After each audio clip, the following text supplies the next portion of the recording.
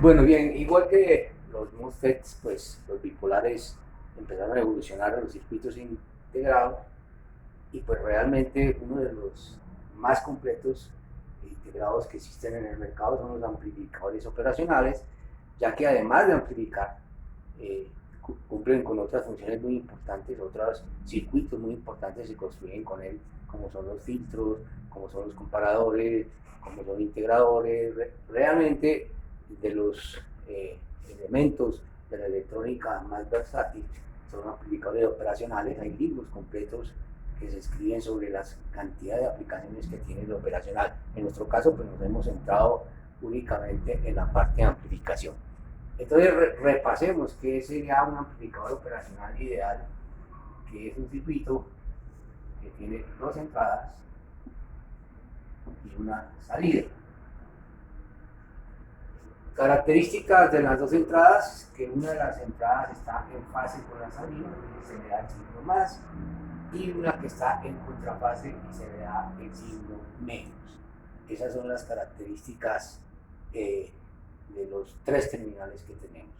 Obviamente necesitamos fuente de alimentación. Generalmente se trabaja en amplificadores con dos fuentes, más VCC y menos VCC. En otras aplicaciones solamente se trabaja con una sola fuente. Lo vamos a generalizar colocando dos fuentes. ¿Qué características tiene un amplificador operacional? Que entre los puntos de entrada podemos definir una resistencia de entrada, a la salida una resistencia de salida y un amplificador o una ganancia de amplificación a veces B sub D, donde B sub D es la tensión de entrada que entra entre estos dos puntos, la tensión diferencia. En la parte ideal decimos la resistencia de entrada es infinito, la resistencia de salida es igual a cero y la ganancia es igual a infinito. Inicialmente hacemos el análisis con esas características ideales y después nos vamos al plano real, como lo hemos hecho hasta ahora. Vamos a trabajar entonces con el ideal. Entonces decimos, no pintamos las fuentes y podremos empezar a hacer análisis. Digamos que vamos a trabajar en lazo abierto. En el caso de los amplificadores, ya ustedes saben, no lo vamos a hacer nunca, porque, y lo van a ver, si yo coloco esta señal a tierra y entro aquí una señal celular,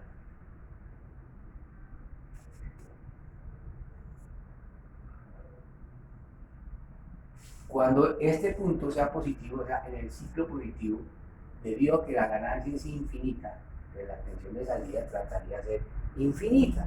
Infinita quiere decir que va a llegar a los topes máximos de VCC y menos VCC. Lo pinto nuevamente para que se den cuenta. Cuando esté en el ciclo positivo, la señal de entrada entra y la amplifica, a veces la invierte, lo que hace es mandarlo a menos VCC. Y cuando la señal sea negativa, la va a mandar a más VCC. En la salida sería una señal cuadrada sin importar el valor de la tensión continua, debido a que la ganancia es infinita. Entonces tendríamos un circuito que siempre estaría trabajando en los dos estados, más VCC o menos VCC. Pero obviamente a nosotros nos interesa porque queremos que la señal de salida sea una réplica de la entrada. Si invirtiéramos la señal de entrada por el positivo, lo único que hacíamos era que otra vez, si metemos aquí una senoidal, aquí sale una cuadrada, pero ya en fase con la entrada. Un circuito bien interesante que es muy utilizado en electrónica es un comparador. Yo tengo dos señales, B sub 1 y B sub 2. Yo voy a tener dos posibilidades, que B sub 2 sea mayor que B sub 1, y si es así, este positivo le gana al negativo, la tensión sería más VCC. Y si es al contrario, B sub 2 menos que B sub 1, entonces la salida de VCC. Uno podría pensar qué pasa si las dos son iguales, pero acuérdense que puede ser una pequeña diferencia de microvoltios dada la ganancia tan alta. siempre tendremos una tensión diferencial, vamos a tener solamente dos estados, arriba abajo, y nos está comparando cuál es mayor con respecto una de la otra. Esta es una aplicación de los lazos abiertos que se usa en electrónica.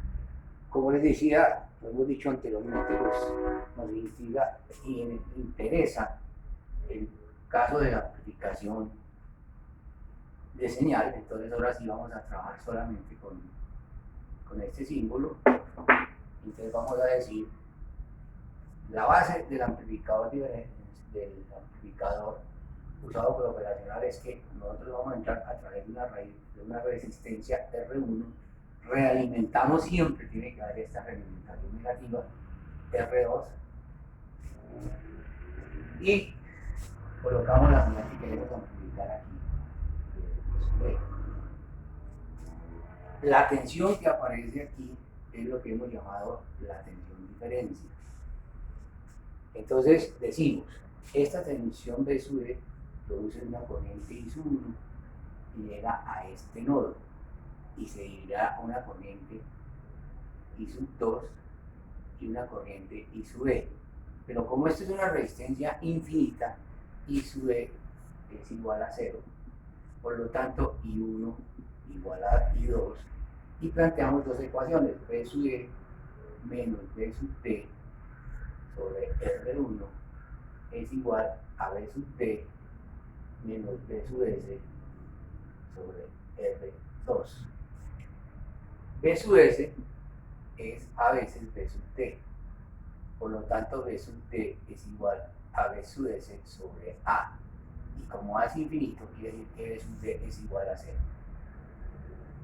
Y con esto llegamos a la ganancia que B sub S sobre B sub E es igual a menos R2 sobre R1 y se llama un amplificador inversor. Eso ya es lo que ustedes ya han visto a través de los ejercicios. Esto es el caso del amplificador ideal. ¿Qué pasa con el amplificador real? ¿Qué es lo que tenemos que tener en cuenta cuando trabajamos con un amplificador real? Vamos a tomar como ejemplo en este circuito. Entonces, vamos a escribir más grande para que ustedes lo puedan observar. Vamos a colocar aquí que a la entrada hay una resistencia, llamamos RE, que a la salida hay una resistencia RS y un amplificador de ganancia a veces B sub T, donde B sub T es la tensión que hay acá. ¿Qué hemos hecho en el circuito amplificador? Es colocamos una resistencia R1 y realimentamos con una resistencia R2. Por lo tanto, el circuito nos queda es RE con una R1, R2 y una RS que está viendo, y fuera de eso debemos colocar la carga. ¿Qué nos interesa esto? ¿Qué es R infinito? R infinito quiere decir que la resistencia de entrada es muy grande. Pero ya sabemos que muy grande es que está comparado con algo. En este caso, pues está comparado con el R1 y R2, la carga de RS. Todo esta parte de la comparación. Entonces, para que consideremos que R es infinito es porque esta resistencia es muy grande comparada con los valores que estamos colocando en el circuito, y lo mismo de RS. RS es muy pequeña para considerarla un corto, y por lo tanto vamos a considerar RS un corto siempre y cuando sea muy pequeña comparado con la carga con R1 y R2. O sea, es por comparación, y simplemente por comparación vamos a decir cuando R es infinito y cuando RS sea igual a 0. En el caso de la A, ¿qué vamos a hacer? Volvemos y ahora no vamos a despreciar B sub T, sino vamos a decir, entonces I1 es igual a I2. Entonces I1 es B sub E, le coloco aquí B sub E, aquí es B sub S, B sub E menos B sub T sobre R1 es igual a B sub T menos B sub S R2. ¿Qué hago ahora? B sub D, B sub S es igual a veces B sub D. Quiere decir que B sub D es igual a B sub S sobre A. Entonces reemplazo B sub D, nos queda B sub E menos B sub D, pero B sub D es B sub S sobre A sobre R1 es igual a B sub D, que es B sub S sobre A menos B sub S sobre R2. De aquí entonces encontramos que B sub S sobre B sub E va a ser igual a A por G sobre 1 más G menos A, donde G es la ganancia R2 sobre R1 que hemos colocado en el caso ideal, bueno, con el signo negativo. Pero entonces, aquí la vamos a hacer, ustedes pueden desarrollar la ecuación y llegar a esto. ¿Qué vamos a tener aquí? Que si A es mucho mayor que 1 más G, pues entonces nos queda que la ganancia, como ya hemos dicho, es aproximadamente G, o sea, R2 sobre R1. Entonces lo que vamos a hacer siempre es comparar si esta ganancia, comparado con A, realmente la podemos despreciar sí o no. Ahí va a ser clave entonces cómo son las limitaciones del circuito real al empezar a trabajar con valores reales. Conclusión, entonces vamos a tener lo siguiente. Vamos a trabajar siempre, o inicialmente, con esta condición de la ganancia también muy alta, y muy alta o infinita es comparado con G para poderla despreciar o no. Entonces teníamos ya las comparaciones que podíamos, o las aplicaciones mejor que teníamos, que era, en lugar de entrar por el terminal positivo, entrar por el negativo, no entrar por el negativo, sino por el positivo. Aquí nos faltó colocar RG. Y acuerde que si RG es comparable con R1, vamos a tener un problema, porque la ganancia ya no depende solamente de R1, sino también de RG, y ahí la ganancia se va a perder. Entonces, ojo que eso se llama un acople, ¿no? Ojalá esto es válido siempre y cuando RG sea mucho menor que R1, y entonces ya no hay problema. Aquí, la gran ventaja es que si colocamos la realimentación aquí, ahí R2 y aquí R1, y esto lo mandamos a tierra. Entonces decíamos, por aquí no va a haber corriente, entonces aquí aparece B sub G, siendo B sub G esta, y aquí tendríamos B sub G, y haciendo la malla de corrientes, tendríamos que B sub S sobre B sub E es R1 más R2 sobre R1, que es un amplificador no inversor de ganancia R1 más R2 sobre R1. Esta es otra aplicación.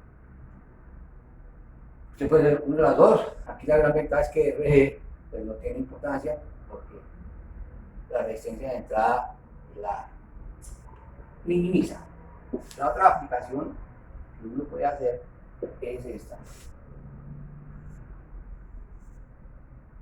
Entra con su señal B sub G y una RG, y lo que hace es una realimentación unitaria. O sea, aquí tengo B sub G, esto es un corto, porque eso es de 0, y tengo aquí B sub G. Pero ¿qué estoy viendo? La misma B sub G, pero la resistencia que estoy viendo acá es la resistencia de salida del amplificador operacional. Por lo tanto, si esta RGA es alta, lo que convertir en un adaptador de impedancias para que el asunto funcione. Otra aplicación que vimos es un sumador.